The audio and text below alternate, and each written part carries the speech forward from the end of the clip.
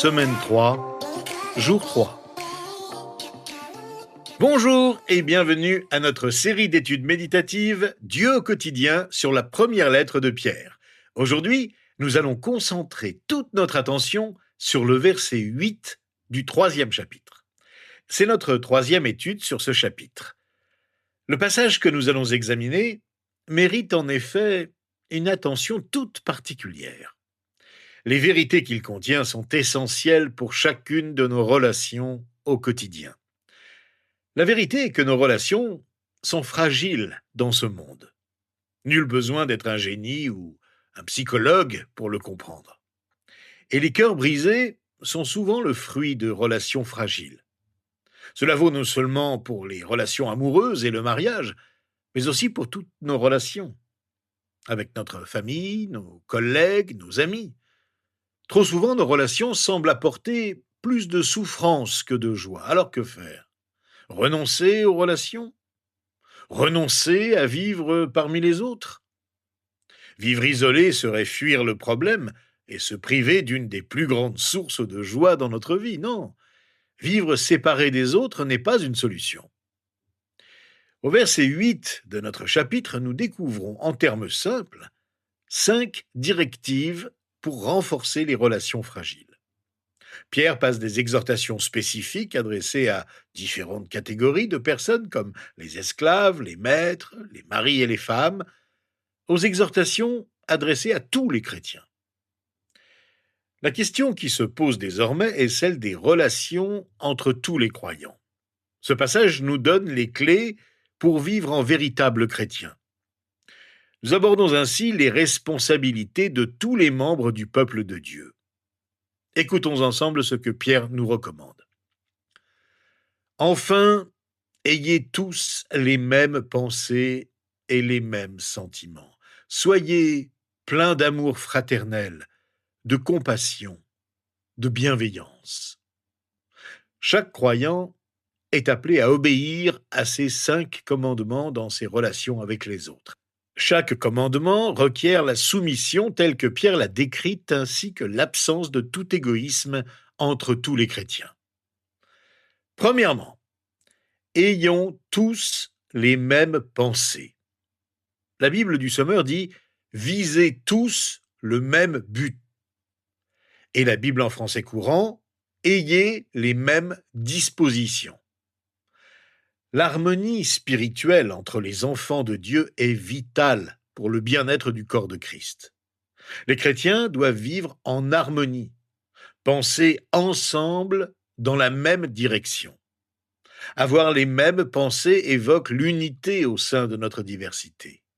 Nous sommes tous différents, mais nous avons la capacité de construire des relations malgré nos différences. Et même à la lumière de nos différences, nous sommes capables d'entretenir des relations fondées sur une parfaite harmonie et un accord total. Nous vivons de nos jours dans un monde individualiste, où tout tourne autour de soi. Nous attendons de tous qu'ils se soumettent à notre façon de penser. Dieu a un dessein pour la vie qui transcende notre petit monde. Il désire que l'Église fonctionne dans un seul cœur et non dans l'uniformité. L'unité produite par la puissance du Saint-Esprit abolit les différences entre les chrétiens. C'est préférable à une unité extérieure. Le péché éloigne les gens de leur famille en Christ. Le péché nous éloigne non seulement de notre Seigneur, mais aussi de nos amis. Les organisations de tout genre se désagrègent à cause de la suspicion, de la rivalité et des représailles. Nous le constatons dans le monde comme dans l'Église et nos familles. L'absence d'harmonie révèle un manque de maturité psychologique et spirituelle.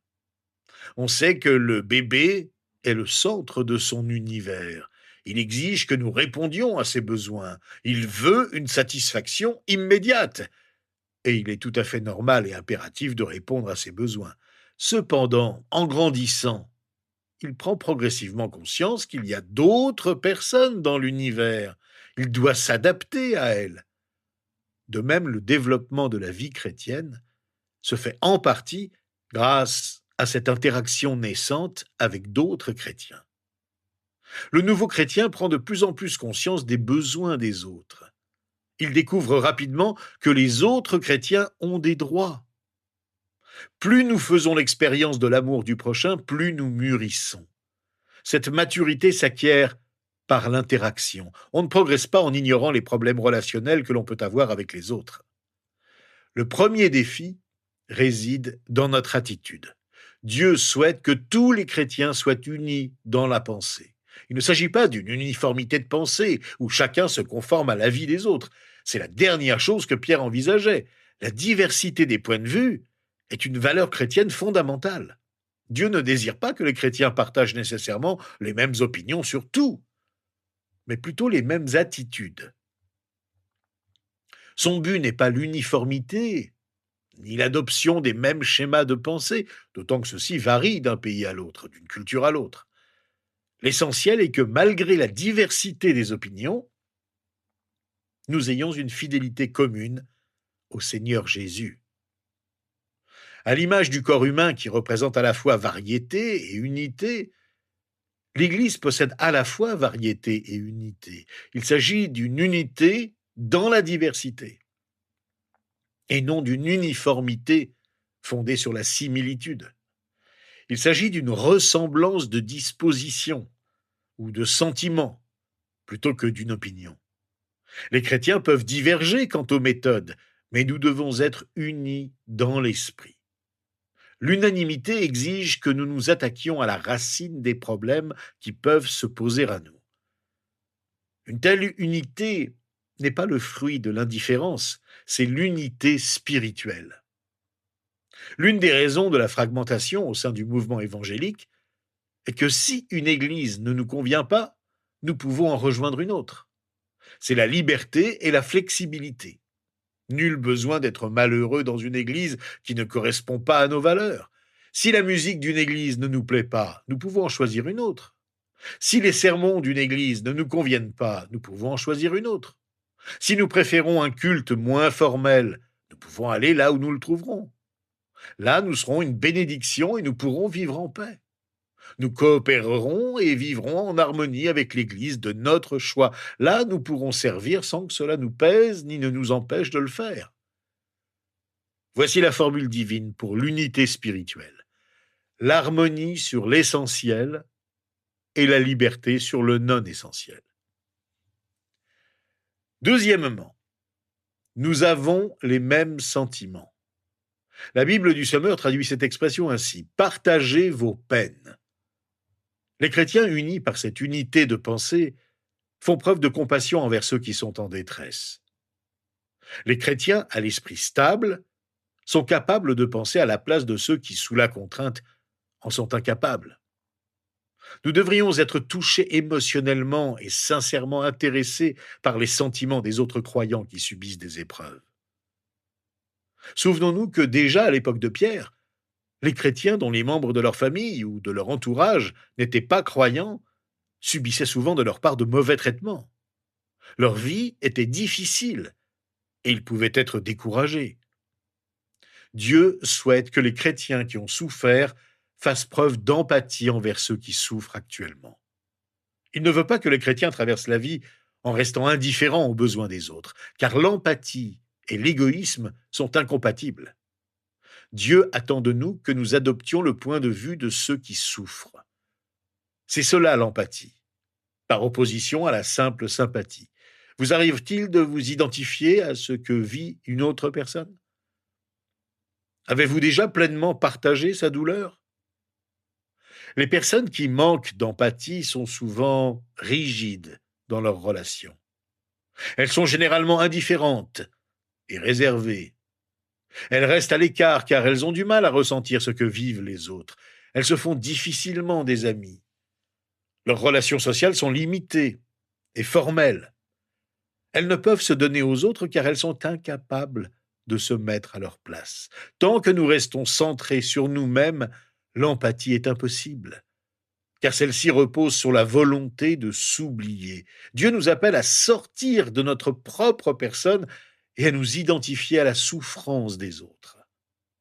L'empathie naît dans nos cœurs lorsque Christ y règne. C'est parce que nous aimons le peuple de Dieu que ces malheurs, maladies ou accidents nous touchent. Nous sommes préoccupés par les épreuves qu'il traverse. Nous comprenons ses tribulations et ses revers.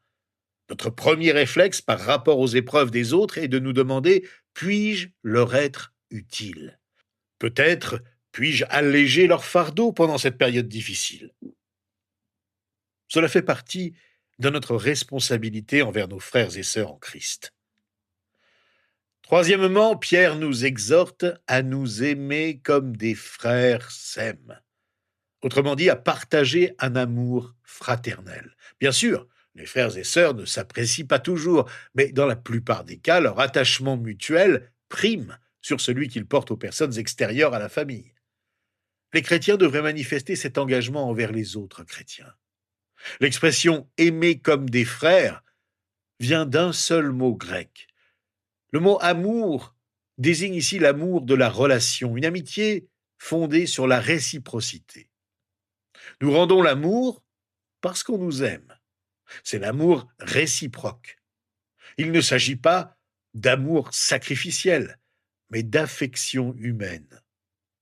L'amour sacrificiel est la recherche active du bien des autres, indépendamment de tout mérite ou réciprocité. Ici, ce terme désigne le fait de rendre l'amour qu'on a reçu. L'amour de Dieu et l'amour du prochain sont indissociables. Sans amour du prochain, il n'y a pas d'amour de Dieu. Aimer est une chose. Aimer comme des frères en est une autre. Aimez-vous la famille de Dieu? Quatrièmement, Pierre nous invite à faire preuve de compassion et de bienveillance. Cela s'apparente à la sympathie, mais implique que nous sommes prêts à témoigner de la gentillesse les uns envers les autres, animés par le désir du bien de ceux qui nous entourent, et même de ceux que nous ne connaissons pas. La bienveillance nous pousse à répondre aux besoins des autres. Dieu ne souhaite pas que nous soyons insensibles à leur égard. Il veut que leur souffrance nous touche. La compassion, qui se manifeste par la tendresse, est une attitude bienveillante envers la famille de Dieu. Êtes-vous insensible? Êtes-vous indifférent à la souffrance d'autrui? Ou bien êtes-vous capable de vous mettre à la place de quelqu'un d'autre? Pouvez-vous vous projeter dans sa situation? C'est ce regard qui permet de voir l'invisible. Certains d'entre nous ont perdu leur compassion. Nous sommes insensibles aux besoins des autres, tout comme les médecins peuvent s'endurcir face à la douleur de leurs patients. Les chrétiens peuvent devenir insensibles à la souffrance de leurs frères et sœurs. Nous pouvons perdre la capacité de ressentir leur douleur. Nous sommes exposés à tant de souffrances par les médias que nous devenons insensibles aux besoins des autres. Lorsque nous entendons quotidiennement parler des tragédies et des souffrances de l'humanité, nous sombrons dans un sentimentalisme superficiel qui ne nous permet de ressentir que furtivement le chagrin de ceux qui souffrent. Nous vivons dans une société sophistiquée où chacun se forge une carapace. Malheureusement, ce type de société imprègne notre façon de penser et nous importons cette attitude à l'Église. Nous ne sommes pas aussi compatissants que nous devrions l'être. Nous sommes au contraire inflexibles. Notre cœur ne bat pas à l'unisson avec celui de Dieu. Si tel était le cas, nous serions plus nombreux à envoyer des cartes de prompt rétablissement aux malades. La plupart d'entre nous n'avons pas de temps pour les autres. Pourquoi attendre qu'une personne soit hospitalisée pour lui témoigner notre reconnaissance? Or, la compassion est au cœur même de l'être de Dieu. Son cœur, plein de compassion, a envoyé Jésus mourir sur la croix pour nos péchés. Seul l'amour débordant de Dieu et la capacité de comprendre la souffrance peuvent nous donner un cœur véritablement compatissant. Enfin, cinquièmement, les chrétiens doivent faire preuve de bienveillance. La Bible du Sommeur dit plus clairement « Soyez humbles », ainsi que la Bible en français courant. Soyez humbles les uns à l'égard des autres. Le mot grec vient de deux mots, humble et mesuré. C'est pourquoi il n'est pas facile de le traduire en un seul mot. Il s'agit d'avoir une opinion modeste de soi-même. Nous sommes des créatures, non le Créateur. Nous dépendons entièrement de Dieu. Par nous-mêmes, nous sommes impuissants. Notre seul critère de comparaison est Dieu lui-même. Et c'est pourquoi nous sommes humbles. Cette attitude est synonyme d'absence d'orgueil. Par conséquent, la personne humble ne cherche pas à impressionner autrui. Nous sommes appelés à être humbles d'esprit, à être prêts à nous effacer et à nous tourner vers les autres. Les chrétiens doivent s'encourager mutuellement, se faire oublier pour se soutenir les uns les autres. Une personne humble traite les autres avec bienveillance. La bienveillance dans la pensée conduit à la bienveillance dans l'action. Si vous êtes bienveillant dans votre façon de penser, vous traiterez les autres avec bienveillance, car c'est ainsi que vous vous considérez. Les autres peuvent être de mauvaises personnes, mais la bienveillance dans la pensée engendrera la bienveillance dans l'action. Les humbles d'esprit ne jugent pas les autres sur leurs préjugés, ils ne s'abaissent pas à leur niveau de pensée, ils pardonnent, comme Christ pardonne. Ils ne gardent aucune rancune et ne se laissent pas entraîner dans une querelle. Ils n'éprouvent jamais d'amertume envers autrui. Une personne humble fait preuve d'assurance et de confiance en soi. Nous pouvons toujours nous comparer à ceux qui n'ont pas atteint notre niveau. Nous n'avons rien à craindre de cette comparaison. Cependant, la norme chrétienne de comparaison est Christ, notre modèle, qui a fait preuve d'une humilité parfaite au point de s'humilier jusqu'à la mort sur la croix. Prions ensemble à la fin de cette étude notre modèle d'humilité. Seigneur Jésus, nous n'osons pas nous comparer à toi, car toi seul es amour. Nous désirons pourtant t'imiter dans nos pensées, nos émotions et nos actes, et comptons sur ta grâce pour y parvenir. Nous voulons vivre en harmonie les uns avec les autres et être en communion de pensée avec nos frères et sœurs dans la foi. Nous voulons les aimer comme de véritables frères et sœurs. Permets que cet amour fraternel grandisse et nous pousse à faire preuve de compassion avec ceux qui ont besoin de notre soutien. Que l'humilité nous oriente vers les autres et que nos tendances égoïstes fassent place au service bienveillant des autres. Nous comptons sur toi pour nous aider à mettre en pratique les 5 principes dont nous venons de parler aujourd'hui. Toi qui nous as aimés plus que tout autre au monde, c'est parce que nous t'aimons et voulons te plaire en te servant que nous voulons aimer et aider les membres de ta famille, notre famille. Et c'est en ton nom que nous te le demandons. Amen. Eh bien, rejoignez-nous demain. Nous parlerons d'une chose à ne jamais faire et d'une chose à toujours faire dans nos relations.